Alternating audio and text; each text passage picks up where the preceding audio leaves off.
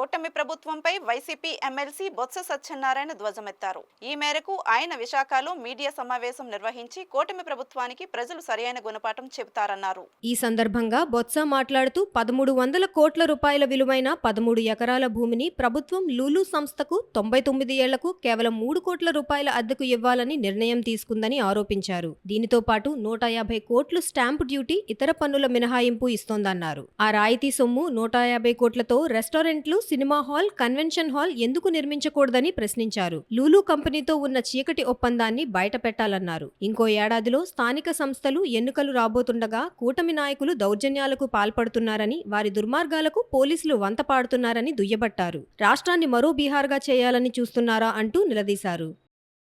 సుమారు 13 ఎకరాల దగ్గర మన బీచ్ పక్కన ఉన్న విలువైన భూమిని మళ్ళీ లులు సంస్థకి ఇవ్వాలని అని ఒకటి చూశాను. అది కూడా ఆ సంస్థకి ఇచ్చింది 33 సంవత్సరాలు లీజుకి ఇవ్వాలని, 33 సంవత్సరాలు కాదు, 99 సంవత్సరాలు లీజుకి ఇవ్వాలని. లీజు కూడా సంవత్సరానికి 50 లక్షల, ఎకరాకి 50 లక్షల రూపాయలకి లీజుకి ఇవ్వాలని.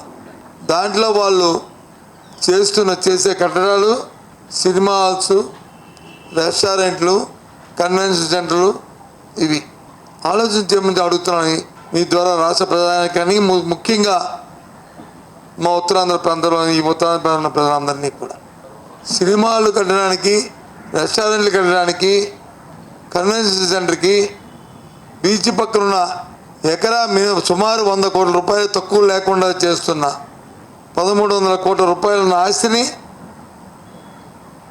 ఒక ప్రైవేట్ సంస్థకి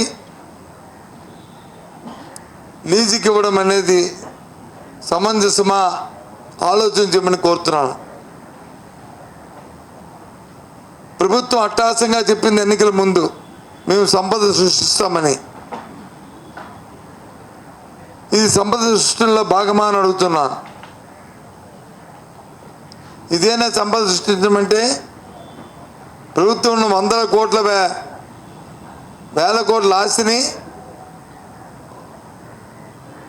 99 సంవత్సరాలకి పారదర్శకత లేకుండా ఒక సంస్థకి ఇవ్వడం అనేది ఎంతవరకు సంబంధించి ఆలోచించమని కోరుతున్నాను.